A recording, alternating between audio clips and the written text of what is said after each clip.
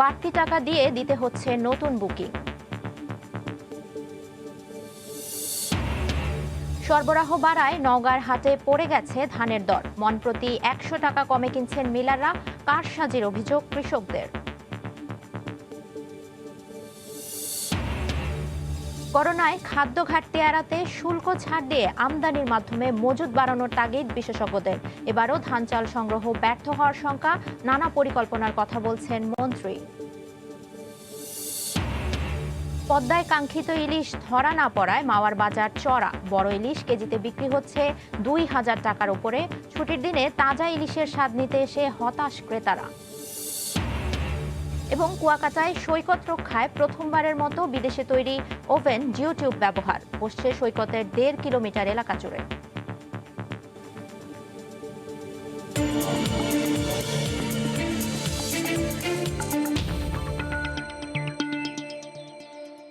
দেখছিলেন শিরোনাম। আমন্ত্রণ জানাচ্ছি দেশ ও দেশের বাইরের অর্থ বাণিজ্যের নানা খবর নিয়ে আমাদের নিয়মিত আয়োজন এ সময়ের বাণিজ্যে। আপনাদের সঙ্গে আছি আমি ফারিহা মারিয়াম।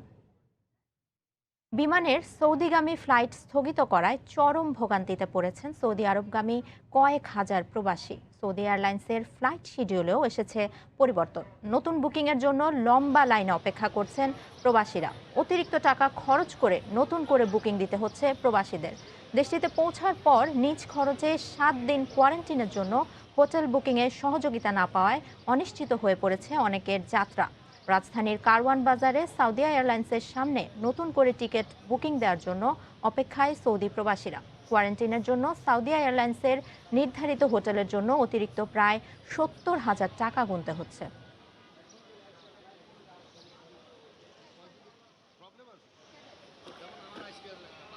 এত টাকা লাগলো, তাহলে কেমন করবো? সুদি করে আনছি, ঋণ করে আনছি, এগুলা হাতে টাকা নাই।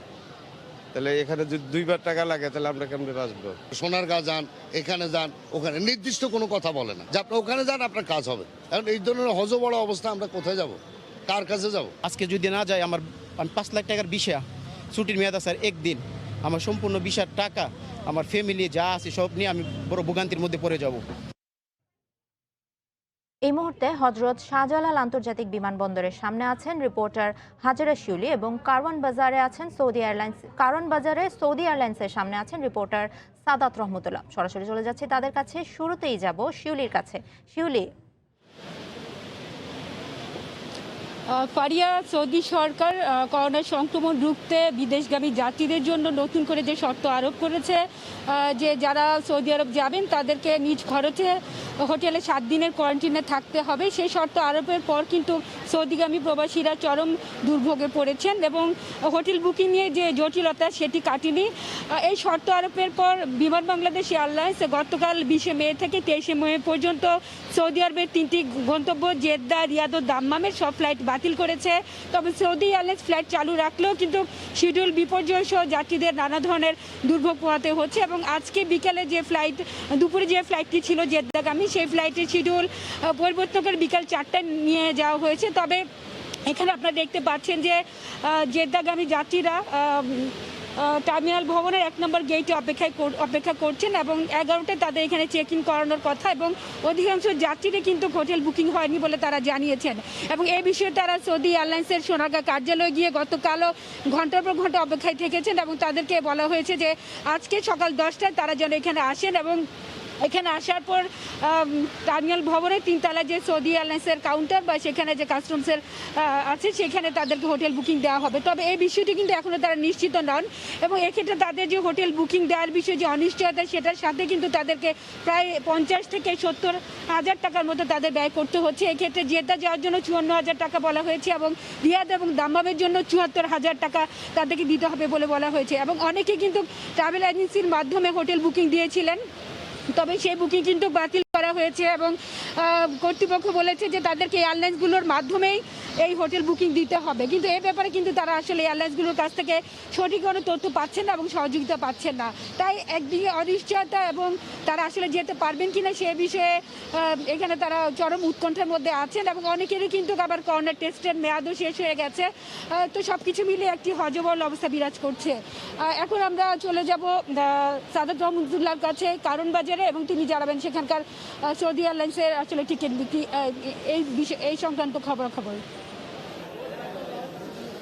হাজেরা যেমনটি বলছিলেন ঠিক একই অবস্থা কিন্তু আমাদের এই কারণ বাজারে যে সৌদি এয়ারলাইন্স রয়েছে সেখানেও সীমাহীন দুর্ভোগে রয়েছেন সৌদি প্রবাসীরা। তারা আসলে কি করবেন, আসলে কখন নাগাদ যেতে পারবেন, কারণ এরই মধ্যে কিন্তু অনেকেরই ফ্লাইট ক্যান্সেল হয়ে গিয়েছে এবং তারা পরবর্তী ফ্লাইট কখন নাগাদ তারা পাবেন সেটি নিয়েও কিন্তু এক ধরনের ধোঁয়াশা তৈরি হয়েছে। কারণ গতকালকে যাদেরকে বলা হয়েছে যে সকাল 10টার মধ্যে এই কারণ বাজারে সৌদি এয়ারলাইন্সের সামনে আসার জন্য, তারা এরই মধ্যে এসেছেন, যদি এখন পর্যন্ত প্রায় বেলা বাজে 11টা, এখন পর্যন্ত সে ধরনের কোনো কার্যক্রম শুরু করেনি। ফলে তারা যারা এখানে এসেছেন তাদের অধিকাংশেরই প্রশ্ন আসলে তারা কি করবেন এবং কখন নাগাদ যাবেন। আপনি জানেন যে আসলে এরই মধ্যে অনেকেই কিন্তু এই সবচেয়ে বড় যে জটিলতা তৈরি হয়েছে, সৌদি সরকার নতুন বিধিনিষেধ অর্থাৎ করোনা টেস্ট সহ হোটেল বুকিং এবং স্বাস্থ্য যে বিমা করা, এই তিনটি বিষয় নিয়ে নতুন এক ধরনের জটিলতা তৈরি হয়েছে। ফলে এই হোটেল বুকিং কিন্তু এরই মধ্যে যারা করেছেন তাদের হোটেল বুকিং বাতিল করে দিয়ে নতুন করে পুনরায় আবার হোটেল বুকিং করতে হচ্ছে এবং সৌদি এয়ারলাইন্সের যে নির্ধারিত যেই হোটেল রয়েছে সেই হোটেলে কিন্তু তারা বুকিং দেবেন এবং এই বুকিং দেওয়ার জন্য কিন্তু তাদেরকে পুনরায় বাড়তি অর্থও গুনতে হচ্ছে। সব মিলিয়ে এই বাড়তি অর্থের পরিমাণ প্রায় 60 থেকে 70 হাজার টাকা এবং ফলে যারা এরই মধ্যে সকল কার্যক্রম শেষ করে ফেলেছেন তাদের জন্য নতুন করে এই বাড়তি টাকা আনতে হচ্ছে।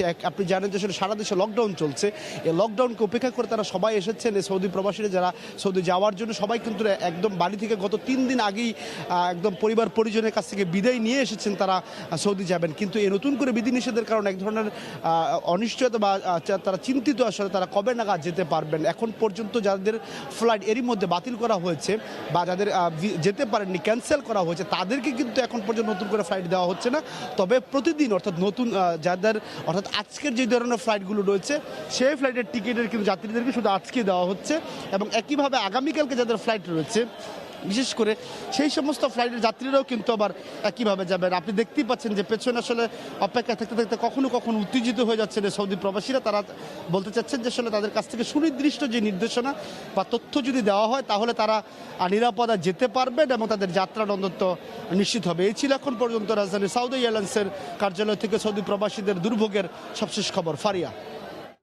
কারওয়ান বাজার সৌদি এয়ারলাইন্সের সামনে থেকে আমাদের সঙ্গে সরাসরি যুক্ত হয়েছিলেন রিপোর্টার সাদাত রহমতুল্লাহ এবং তারও আগে হযরত শাহজালাল আন্তর্জাতিক বিমানবন্দরের সামনে থেকে আমাদের সঙ্গে সরাসরি যুক্ত হয়েছিলেন রিপোর্টার হাজেরা শিউলি। বিশ্বব্যাপী করোনা মহামারীতে দেখা দিচ্ছে খাদ্য ঘাটতির শঙ্কা। এই অবস্থায় খাদ্যশস্য উৎপাদন বাড়াতে এবারও কৃষকদের স্বল্প সুদের ঋণ দেওয়া সহ নানা পরিকল্পনা নেওয়ার কথা জানিয়েছেন কৃষিমন্ত্রী। খাদ্য সচিব বলছেন, মজুদ স্বাভাবিক রাখতে মিলারদের প্রণোদনার পাশাপাশি চাল ও গম আমদানির পরিকল্পনা নেওয়া হয়েছে। বাজারে চালের দাম বেশি থাকায় এবারও ধান চাল সংগ্রহ ব্যর্থ হওয়ার আশঙ্কা করছে। শুল্ক ছাড় দিয়ে চাল আমদানি করে অন্তত 15 থেকে 18 লাখ মেট্রিক টন খাদ্যশস্য মজুদের তাগিদ বিশেষজ্ঞদের। রসুন আশিসের প্রতিবেদন। স্বাধীনতার পর 5 দশকে দেশে খাদ্যশস্যের উৎপাদন বেড়েছে 3 গুণেরও বেশি। এমনকি চাল উৎপাদনে সারা বিশ্বের মধ্যে তৃতীয় অবস্থানে বাংলাদেশ। তবে বিশ্বব্যাপী করোনা পরিস্থিতিতে ইউএসডিএর গ্রেইন অ্যান্ড ফিড আপডেট প্রতিবেদন অনুসারে চলতি অর্থবছরে গতবারের চেয়ে 10 লাখ টন কমে চালের উৎপাদন হবে 3 কোটি 48 লাখ টন। অপরদিকে 75 লাখ টন গমের চাহিদার বিপরীতে উৎপাদন হবে মাত্র 12 লাখ টন। বিশেষজ্ঞরা মনে করছেন, দেশে খাদ্যশস্য সংগ্রহের পাশাপাশি শুল্ক ছাড় দিয়ে আমদানির মাধ্যমে পর্যাপ্ত মজুত করতে হবে। সরকারকে সবসময় অ্যাডভান্স পারচেজ করে রাখতে হবে যাতে স্টোরে 15 থেকে 18 লক্ষ টন তারা সরবরাহ করতে পারে না। আর সরকারের কাছে বিক্রি করতে গেলে মধ্যস্বত্ব চলে আসে, ইম্পোর্টের ব্যবস্থাটা করতে হবে। ট্যাক্স বসানো আছে, সেই ট্যাক্সটা উঠিয়ে দিলে ব্যক্তি খাত ভারত থেকে চাল নিয়ে আসে। তাদেরকে আমরা বিনামূল্যে খাদ্যশস্য উৎপাদন বাড়ানোকে গুরুত্ব দিয়ে নানা পরিকল্পনা নেওয়ার কথা জানান কৃষিমন্ত্রী। মহামারী তো একটা অনিশ্চয়তার মধ্যে আমাদের ফেলেছে, সেটাকে আমরা মাথায় রেখে নানান পদক্ষেপ আমরা নিয়েছি। গত বছর 5,000 কোটি টাকা দিয়েছিল 4% সুদে, এটা মৎস্য পশুপালন এগুলো সহ। তারপরে আমরা 14,000-15,000 কোটি টাকা লোন দিই 8-9% সুদে, সেটাকে আমরা কমায় 4% করেছি। এটা অব্যাহত থাকবে। ইতিমধ্যে প্রায় $43 বিলিয়ন আমাদের বৈদেশিক মুদ্রা রিজার্ভ। কাজে আন্তর্জাতিক বাজার থেকেও খাদ্য কেনা আমাদের কোনো সমস্যা হবে না। আমরা কিছু এদিকে গত বছর ধান চাল সংগ্রহ ব্যর্থ হওয়ায় এবার চাল ও গম সংগ্রহ বাড়াতে মিলারদের প্রণোদনা দেওয়ার পাশাপাশি আমদানির প্রস্তুতি নেওয়া হচ্ছে বলে জানান খাদ্য সচিব। বন্যা বা ঘূর্ণিঝড় বড় কোনো বিপর্যয় না আসে তাহলে কোনো সমস্যা হবে না। 5 থেকে 6 লাখ মেট্রিক টন গম বিদেশ থেকে আমদানি করি। আমাদের সেই পরিকল্পনা হয়ে গেছে, জুন জুলাই এই সময় আমরা টেন্ডার করে ওই পরিমাণ আমরা কিনে ফেলতে পারবো। যারা আমাদেরকে আগে চাল দিবে তাদের কিন্তু আমরা প্রণোদনা হিসেবে অতিরিক্ত বরাদ্দ দিব। সরকারিভাবে চাল আমদানির ক্ষেত্রে ভারতকে বিবেচনায় রাখার কথাও জানান তিনি। ইন্ডিয়া যেহেতু আরো প্রোডাকশনের সারপ্লাস। প্রসূন আশিস, সময় সংবাদ, ঢাকা। রাজধানীতে আবারও বাড়তে শুরু করেছে পেঁয়াজের দাম। সপ্তাহ ব্যবধানে কেজিতে বেড়েছে 5 টাকা। ঈদের এক সপ্তাহ পর এখনও ক্রেতা সমাগম না বাড়লেও দাম বেড়েছে মাছের। এদিকে সবজির বাজারে বিক্রেতারা দাম কমেছে দাবি করলেও ক্রেতারা বলছেন বাড়তি দামে পণ্য কিনতে হিমশিম খেতে হচ্ছে তাদের। রাজধানীর মোহাম্মদপুর কাঁচা বাজার ঘুরে এসে রিপোর্ট করেছেন কামরুল হাসান সবুজ। মাঝে মাঝেই ক্রেতার চোখে ঝাঁঝ লাগিয়ে দাম বৃদ্ধির বাজারে শিরোনাম হয়ে ওঠে পেঁয়াজ। কয়েকদিন ধরে আবারও বাড়তে শুরু করেছে রান্নার অন্যতম এই অনুষঙ্গের দাম। এবারও বিক্রেতাদের দাবি সরবরাহ সংকট। মাল ঠিক মতো আসতে হতো না, এই কারণে দামটা বাড়তি। কেজিতে 5 টাকা বেড়ে আছে। এখনো 40 থেকে 45 দেশিটা, আর এলসিডি হলো 40। শুক্রবার বরাবর বাজারে ভিড় দেখা গেলেও ঈদের পর সপ্তাহ পার হলেও এখনো কম ক্রেতা সমাগম। ক্রেতা কম থাকলেও দাম কমেনি মাছের বাজারে। সব ধরনের মাছের দামই বেড়েছে কেজিতে 20 থেকে 100 টাকা পর্যন্ত। ঈদের পরে আবার জমে নাই বাজার। পাবদা মাছ 400 টাকা কেজি, ট্যাংরা মাছ 500 টাকা কেজি, বোয়াল 600। নদীর মাছের আমদানির কারণে 100 টাকা কেজিতে বাড়ছে। কাজলি মাছ ইউজুয়ালি 800 থেকে 1000 টাকা, ওনারা চাচ্ছে 1200 টাকা। খরচ বেশি যাচ্ছে, সংসারের সাথে ইনকামের সাথে তো কোনো সামঞ্জস্য নাই। এদিকে সপ্তাহ ব্যবধানে কেজিতে 5 থেকে 10 টাকা কমেছে প্রায় সব ধরনের সবজির দাম। বিক্রেতারা এমন দাবি করলেও ক্রেতারা বলছেন ভিন্ন কথা। মাল সব জায়গায় পাওয়া যায়, কারণ বাজার গেলে পাই, আমরা কলাতিয়া গেলে পাই। তরকারি সব দাম ওই কম, আগে তো দাম বেশি ছিল। ওনারা যেটা বলছে তার সাথে কিন্তু আসলে মিল পাচ্ছি না কেন। মাংসের বাজারে সোনালী আর ব্রয়লারের দাম কমতির দিকে থাকলেও স্থিতিশীল রয়েছে দেশি মুরগি ও গরু খাসির মাংসের দাম। পদ্মায় ধরা পড়ছে না কাঙ্ক্ষিত ইলিশ। এ কারণে মুন্সিগঞ্জের মাওয়া মৎস্য আড়তে তাজা ইলিশ কিনতে এসে হতাশ ক্রেতারা। সরবরাহের চেয়ে চাহিদা বেশির সুযোগে চড়া দাম হাঁকা হচ্ছে। বড় ইলিশ বিক্রি হচ্ছে কেজিতে 2100 টাকা পর্যন্ত। মাঝারি মানের ইলিশের কেজি 1500 টাকা। আবু সাইদের ক্যামেরায় নাসির উদ্দিন উজ্জ্বলের রিপোর্ট। সূর্যের আলো ফোটার সঙ্গে সঙ্গে মুন্সিগঞ্জের মাওয়া আড়তে শুরু হয় হাটডাক। ছুটির দিনে ঢাকা ও আশপাশের জেলা থেকে পদ্মার ইলিশ কিনতে ছুটে আসেন ক্রেতারা। ইলিশ আসতেই হুমড়ি খেয়ে পড়ছেন ক্রেতারা। বেচা কেনা চলে অন্তত 2 ঘন্টা। তবে নদীতে কাঙ্ক্ষিত ইলিশ না পাওয়ায় সরবরাহ কম। এই সাইজের 2000 টাকা কেজি, 1800 কেজিও যায়। মাছের চাহিদা বেশি, কাস্টমার বেশি, দামও বেশি। চাহিদা অনেক বেশি হওয়ার কারণে পদ্মার ইলিশটার দামটা একটু তুলনামূলকভাবে অন্য ইলিশের চেয়ে বেশি। কিন্তু ক্রেতা বেশি হওয়ার সুযোগে ইলিশের বাজারে আগুন। বড় ইলিশ বিক্রি হচ্ছে 1800 থেকে 2100 টাকা কেজিতে, আর 800 থেকে 900 গ্রাম ইলিশের দাম হাঁকা হচ্ছে 1200 থেকে 1500 টাকা। ইলিশের যে দাম, সেই দামে আমাদের কিনা সম্ভব না। 2100 টাকা কেজি ইলিশ। 4000, 5000, 6000 টাকা হালি, তো সাধারণ মানুষের কিনে খাওয়া সম্ভব না। ক্রেতা অনেক বেশি, মাছের আগের তুলনায় দামটা অনেকটাই বেশি। আড়তের জায়গা কম হয়, ছুটির দিনে ক্রেতাদের সামাল দিতে হিমশিম অবস্থা। আড়তে যে জায়গা আছে, সেই জায়গা আমাদের হইতেছে না। সরকারের কাছে একটু অনুরোধ করতে, সেই জায়গাটা আমাদের একটু বাড়াই দেয়। আমাদের সমুদ্রের ঘাট 1 ঘন্টা হলো ঘাটটা সময়, জায়গা বাড়াই দিলে গাড়ি পার্কিং হয়। প্রাচীন মাছের এই হাটে 29 আড়ত ও 200 খোলা বিক্রেতা বিক্রি করছেন টনে টনে মাছ। আড়তদাররা বলছেন এই ইলিশের হাটকে কেন্দ্র করে অন্তত 5000 লোকের কর্মসংস্থান। মুন্সিগঞ্জের মাওয়া থেকে নাসির উদ্দিন উজ্জ্বল, সময় সংবাদ। সাগরে মাছ ধরার উপর নিষেধাজ্ঞা চলছে। ঘাটে শত শত নৌকা ভিড়ে আছে। এই মুহূর্তে কক্সবাজার মৎস্য অবতরণ কেন্দ্র ও ঘাটগুলোর সবশেষ পরিস্থিতি জানাতে সেখানে রয়েছেন সহকর্মী সুজাউদ্দিন রুবেল। চলে যাচ্ছি তার কাছে। রুবেল, সাগরে ৬৫ দিনের যে নিষেধাজ্ঞা সেই নিষেধাজ্ঞার কারণে কক্সবাজার উপকূলে ইতিমধ্যে ফিরেছে প্রায় ৬,০০০-এর অধিক ছোট বড় নৌযান, যেটা আমাদের কক্সবাজার জেলা মৎস্য কর্মকর্তা SM খালেকুজ্জামান নিশ্চিত করেছেন। ইতিমধ্যে যে ৬৫ দিন নিষেধাজ্ঞা সেই নিষেধাজ্ঞার কারণে আমরা বাঁকখালী নদীর উপকূলে রয়েছে, সেই উপকূলবর্তী এলাকায় আমরা দেখতে পাচ্ছি আসলে শত শত নৌকা উপকূলে নোঙর করা আছে এবং তীব্র রোদের কারণে এখানে যারা জেলেরা থাকার কথা এই ট্রলার কিংবা নৌকাগুলোতে কিন্তু আমরা কাউকে দেখতে পাচ্ছি না। অপরদিকে আমাদের যে মৎস্য অবতরণ কেন্দ্র রয়েছে সেই মৎস্য অবতরণ কেন্দ্রে প্রতিদিনই হাজার হাজার মাছ এখানে এসে অবতরণ করা হয়। সেই অবতরণ কেন্দ্রও কিন্তু একদম বলতে গেলে ফাঁকাই রয়েছে। কিছু ব্যবসায়ী রয়েছেন যারা আসলে তারা এখানে ঘোরাফেরা করছেন, তারা বলছেন যে এই গত 4-5 মাস ধরে কোনো মাছই ছিল না, তারা খুব লোকসানে ছিল। আবার সাগরে 65 দিন বন্ধ, এই সময়টাও তো তাদের বেকার বসে থাকতে হবে। সবকিছু মিলিয়ে তারা খুবই একটা খারাপ পরিস্থিতির মধ্যে রয়েছেন বলে আমাদেরকে জানিয়েছেন। তবে এখানে যে কক্সবাজার উপকূল, সেই উপকূলে আমরা দেখতে পেয়েছি গতকাল একটি অভিযান পরিচালিত হয়েছে জেলা মৎস্য অধিদপ্তর এবং কোস্টগার্ডের সমন্বয়ে। সে অভিযানে 5টি ট্রলার, 15 জন জেলে এবং 2 মণ মাছ, এছাড়াও প্রায় 50,000 মিটার কারেন্ট জাল জব্দ করা হয়েছে। পরবর্তীতে যারা 15 জন জেলেকে যে জরিমানা করে তাদেরকে ছেড়ে দেওয়া হয়েছে বলে আমাদেরকে জানিয়েছে জেলা মৎস্য কর্মকর্তা।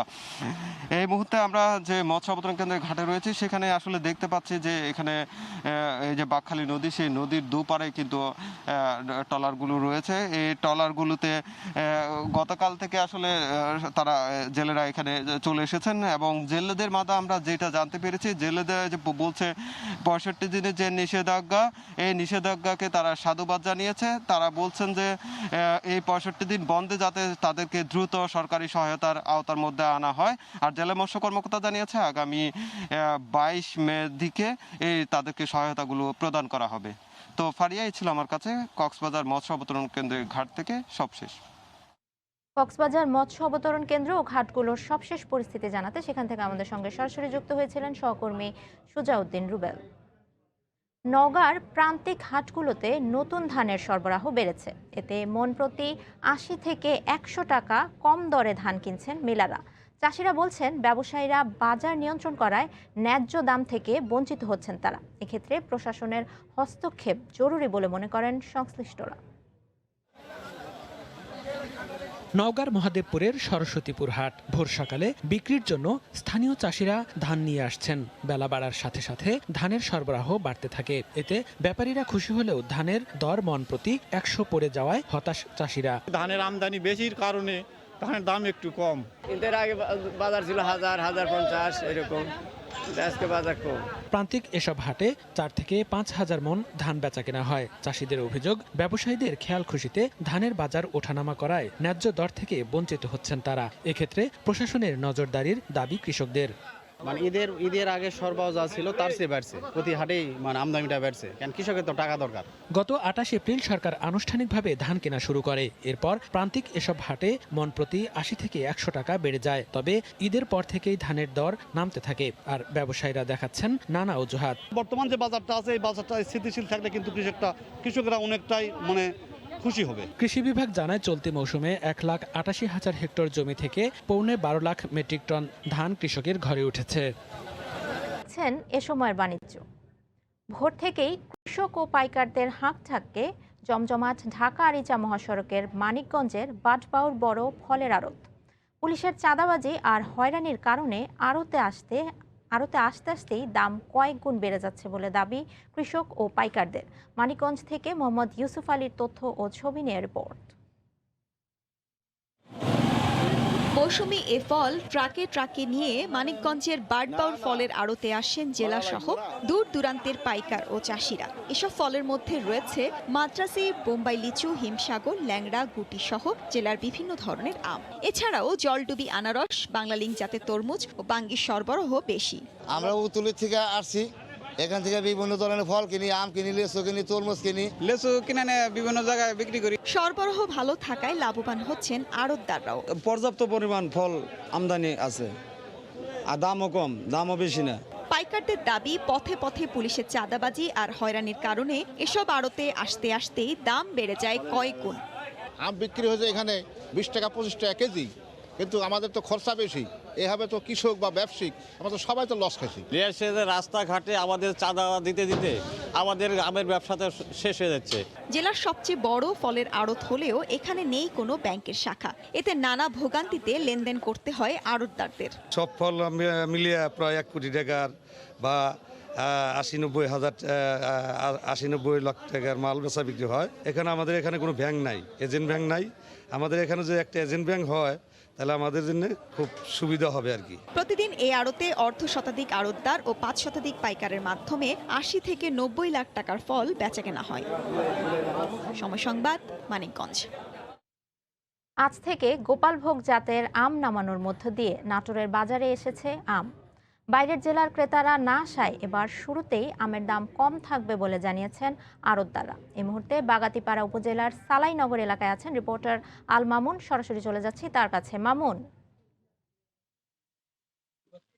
ধন্যবাদ ফারিয়া। যে বিষয়টি বলছিলেন, আজ থেকে কিন্তু নাটোর জেলায় আম সরবরাহ বাজারে শুরু হয়েছে এবং আম গাছ থেকে নামানো শুরু হয়েছে। এইমাত্র জেলা প্রশাসক নাটোরের বাগাতিপাড়া উপজেলার সালাইনগরে তিনি আম পাড়া উদ্বোধন করলেন এবং যে বিষয়টি আমরা বলতে পারি নিরাপদ আম সরবরাহ করার জন্য যে আজকে থেকে নজরদারি মনিটর কি ব্যবস্থা নিয়েছেন জেলা প্রশাসন, এটি জানতে নাটোর জেলা প্রশাসক আমরা শাহরিয়াজের কাছে চলে যাচ্ছি। ধন্যবাদ সময় টিভিকে। আমাদের ঐতিহ্যবাহী নাটোর জেলার এই বাগাতিপাড়া উপজেলার এই জামনগর ইউনিয়নের এই সালাইনগরের সংযুক্ত করার জন্য আপনারা জানেন যে আমরা মাননীয় প্রধানমন্ত্রীর নির্দেশনা অনুযায়ী এবং সরকারের যে পরিপত্র অনুযায়ী এই করোনার পরিস্থিতির মধ্যেও যাতে আমাদের কৃষি উৎপাদন এবং কৃষিজাত পণ্য বিপণনে কোনো সমস্যা না হয় সেজন্য কিন্তু আমরা কাজ করতেছি। এবং আমরা দীর্ঘদিন আপনারা জানেন যে বেশ কয়েকটি বছর ধরে আমাদের এই যে আম যাতে নিরাপদে উৎপাদন করতে পারে, বাজারজাত করতে পারে এবং আহরণ করতে পারে, সেজন্য আমরা জেলা প্রশাসন, কৃষি বিভাগ সহ সবাই সম্মিলিতভাবে কাজ করতেছি এবং আমাদের প্রিয় সাংবাদিক ভাইরাও সেটা কিন্তু আমাদের সবার কাছে তুলে ধরতেছেন। আপনারা জানেন যে এই নিরাপদ আম যাতে উৎপাদন করে সেই জন্য আমরা ইতিমধ্যে আমাদের আম ব্যবসায়ী এবং আম চাষিদের নিয়ে আমরা এই মাসেই সভা করেছি এবং সেই সভা করার পরে কৃষি বিভাগ কিন্তু আমাদের কৃষকদের বিভিন্ন পরামর্শ দিচ্ছেন। যেটি শুনছিলেন, এবারে কিন্তু নাটোরের যে আমগুলো 16-13 জাতের যে আমগুলো আছে 3 মে থেকে সেটি 3 মে গত বৈঠকে জেলা প্রশাসক ঘোষণা দিয়েছিলেন এবং সর্বশেষ প্রথম থেকে সর্বশেষ 15 জুনে আশিনা আম দিয়ে আম পাড়া শেষ হবে। তো এই ছিল আমার কাছে সালাইনগরের আমের নামানো সর্বশেষ। ফারিয়া, নাটোরে আম নামানো কার্যক্রমের সবশেষ খবর জানাতে আমাদের সঙ্গে বাগাতিপাড়া উপজেলার সালাইনগর এলাকা থেকে সরাসরি যুক্ত হয়েছিলেন রিপোর্ট দিচ্ছেন এম এ আজিজ। সরাসরি চলে যাচ্ছি তার কাছে। আজিজ,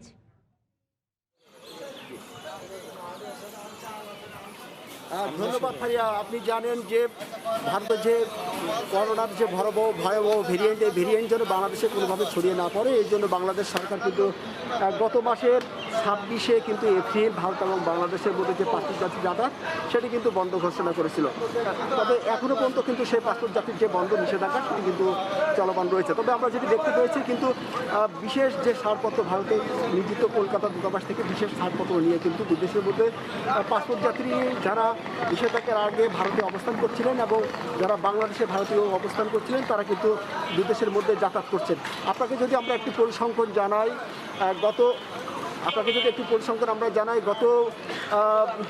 গত 26শে মার্চ থেকে গতকাল পর্যন্ত ভারত থেকে 3216 জন বাংলাদেশি ফিরেছেন। এদের মধ্যে কিন্তু 17 জন করোনা পজিটিভ ছিলেন, যারা ভারতে করোনা আক্রান্ত হয়েছিলেন। আমরা এখানে কথা বলেছি পাসপোর্ট যাত্রীদের সাথে। পাসপোর্ট যাত্রীরা আমাদেরকে যেটি জানিয়েছেন যে তারা আসলে অত্যন্ত নিরুপায় হয়ে কিন্তু তারা ভারতে চিকিৎসার জন্য গিয়েছিলেন এবং তারা ভারতে কোনোভাবে হয়তো তারা করোনা আক্রান্ত হয়েছেন। তবে বাংলাদেশে যে চিকিৎসা ব্যবস্থা, তারা বলেছেন বাংলাদেশের যে চিকিৎসা ব্যবস্থা এটি যদি উন্নত করা যায় তাহলে হয়তো তাদেরকে এভাবে যেতে হতো না। তো এই ছিল বেনাপোল স্থলবন্দর থেকে যে আজকে ছুটির দিনও যে ভারত থেকে পাসপোর্ট যাত্রী ফিরছেন এবং বাংলাদেশে অবস্থানরত যে ভারতের পাসপোর্ট যাত্রী তারা ভারতে ফিরছেন তার সর্বশেষ তথ্য। হারিয়া। বেনাপোল ইমিগ্রেশন দিয়ে বাংলাদেশিদের দেশে ফেরার সবশেষ খবর জানাতে আমাদের সঙ্গে সেখান থেকে সরাসরি যুক্ত হয়েছিলেন এম এ আজিজ। সাগরকন্যা কুয়াকাটায় বালু ক্ষয় থেকে সৈকত রক্ষায় প্রথমবারের মতো ব্যবহার করা হচ্ছে বিদেশি তৈরি ওভেন জিওটিউব। এই টিউব বসানো শুরু হয়েছে সৈকতের 1.5 কিলোমিটার এলাকা জুড়ে। ওভেন জিওটিউবের পরিমাণ আরও বাড়ালে কুয়াকাটা রক্ষা পাবে বলে দাবি জনপ্রতিনিধিদের। পানি উন্নয়ন বোর্ডের দাবি এই জিওটিউব অনেক বেশি টেকসই। পটুয়াখালী থেকে সুজন দামের ছবি ও মোহাম্মদ মনির হোসেন বাদলের তথ্য নিয়ে রিপোর্ট। প্রতি বছর বর্ষা মৌসুমে বড় বড় ঢেউ আছড়ে পড়ে সমুদ্র সৈকত কুয়াকাটায়। এতে বালু ক্ষয়ের ফলে 18 কিলোমিটার দৈর্ঘ্যের এই সৈকতটির প্রস্থ 0 পয়েন্টের কাছাকাছি এসে পৌঁছেছে। তাই সমুদ্র সৈকত কুয়াকাটাকে রক্ষা করতে সৈকতের মূল পয়েন্টের দুই পাশে 1.5 কিলোমিটার এলাকায় ফেলা হচ্ছে ওভেন আর নন ওভেন জিওটিউব। চলতি বছরের ফেব্রুয়ারিতে শুরু হওয়া এই প্রকল্পের কাজ শেষ হবে জুনে। জিওটিউবের মধ্যে 1 কিলোমিটার সাদা রঙের বা নন ওভেন, এগুলো বাংলাদেশে তৈরি। বাকি 500 মিটার বসানো হচ্ছে বিদেশি তৈরি কালো রঙের ওভেন জিওটিউব। নন ওভেন টিউবের চেয়ে ওভেন টিউব বেশি টেকসই হওয়ায় বালু ক্ষয় থেকে সহজেই রক্ষা পাওয়া সম্ভব হবে। জিও টিউবের বাইরে ও ভেতরের দিকে জিও ব্যাগ স্থাপন করায় এবারের প্রতিরক্ষা বাঁধটি আগের চেয়ে টেকসই হবে বলে আশা স্থানীয়দের। বর্তমান যে জিও ব্যাগটা দেওয়া হয়েছে ওটা আগের চেয়ে অনেক প্রোটেক্ট। এইরকম যদি সবসময় দিতে তাহলে এই পার ভাঙতে না। যদি এই জিও ব্যাগ এবছর না দেওয়া হইতো তাহলে মনে হয় এবছর আমি এই জায়গায় দোকানদারি করার মতো অবস্থা থাকতো না। বালু ক্ষয় থেকে সৈকত রক্ষায় দেশে প্রথমবারের মতো বিদেশে তৈরি ওভেন জিও টিউব ব্যবহার করা হচ্ছে। সমুদ্রে বড় বড় ঢেউ আঘাত হানলেও সমুদ্র সৈকত বালু ক্ষয় থেকে রক্ষা পাবে বলে জানায় ঠিকাদার প্রতিষ্ঠান। 90% কাজ আমাদের ইতিমধ্যে শেষ হয়ে গিয়েছে, বাকি হয়তো 10% কাজ বাকি আছে। তবে ভাঙন রোধে ওভেন জিও টিউবের পরিমাণ বাড়িয়ে 2টি টিউব বসানো হলে সাগরের উত্তাল ঢেউ থেকে বর্ষা মৌসুমে রক্ষা পাবে বলে মনে করেন কুয়াকাটার মেয়র। 3টা যদি একাত্র দিত তাহলে এই আপাতত এটা অনেক প্রোটেকশন হইতো। পানি উন্নয়ন বোর্ডের দাবি নন ওভেন টিউবের চেয়ে ওভেন টিউব বেশি টেকসই হওয়ায় বালু ক্ষয় থেকে সহজেই রক্ষা পাওয়া সম্ভব। এটা যেহেতু পরীক্ষামূলক, এটার অবজারভেশনে ভিত্তি করে আমরা যাতে করে আরো টেকসই এবং অধিকতর টেকসই আরো বেশি সাস্টেইনেবল হবে সেই ব্যাপারে আমরা আশা করছি। ভাঙনের কবল থেকে সৈকতটি স্থায়ীভাবে রক্ষা করতে না পারলে পর্যটকদের পাশাপাশি উদ্যোক্তারাও কুয়াকাটা থেকে মুখ ফিরিয়ে নেবেন বলে মনে করেন হোটেল মালিক সমিতি। 3 কোটি 60 লাখ টাকা ব্যয়ে টিউব বসানোর প্রকল্পটি বাস্তবায়ন করছে পানি উন্নয়ন বোর্ড। 2019 সালে 1 কোটি 90 লাখ টাকা ব্যয়ে একই স্থানে দেশে তৈরি জিও টিউব বসানো হয়, কিন্তু মাত্র কয়েক মাসের মধ্যে দক্ষিণ আফ্রিকার স্থানীয় বাসিন্দাদের দাবি আদায়ের আন্দোলনের বলি হয়ে থাকেন প্রবাসী বাংলাদেশিরা। এবারও দেশটির ব্লুমফন্টেইনের স্থানীয় বাসিন্দাদের বিক্ষোভের সময় লক্ষ্যবস্তুতে পরিণত হয় প্রবাসীদের ব্যবসা প্রতিষ্ঠান। ভাঙচুর আর লুটপাটের কারণে নিঃস্ব হয়ে গেছেন অনেকেই। ফের হামলার আশঙ্কায় বিভিন্ন জায়গায় আশ্রয় নিয়েছেন প্রবাসীরা। দক্ষিণ আফ্রিকা থেকে আরও জানাচ্ছেন মিজানুর রহমান রাসেল। দক্ষিণ আফ্রিকার ব্লুমফন্টেইনে মাঙ্গুয়ান এলাকায় বাসস্থান ও চাকরির দাবিতে স্থানীয়দের আন্দোলন স্থগিত হলেও রাতের আধারে চলছে লুটপাট, ভাঙচুর, হামলার আশঙ্কায় চরম উদ্বিগ্ন প্রবাসী বাংলাদেশিরা। গত কয়েকদিনে লুটপাটের শিকার হয় 4 শতাধিক ব্যবসায়িক প্রতিষ্ঠান। নতুন করে ক্ষয়ক্ষতি এড়াতে দোকানের মালপত্র সরিয়ে নিচ্ছেন প্রবাসীরা। এমন পরিস্থিতিতে ব্যবসা প্রতিষ্ঠান ও নিজেদের নিরাপত্তা নিশ্চিতে স্থানীয় প্রশাসনের সহযোগিতা চেয়েছেন কমিউনিটি নেতারা। আমাদের সবটুকু পুঁজি হারিয়ে আমরা এখন নিঃস্ব।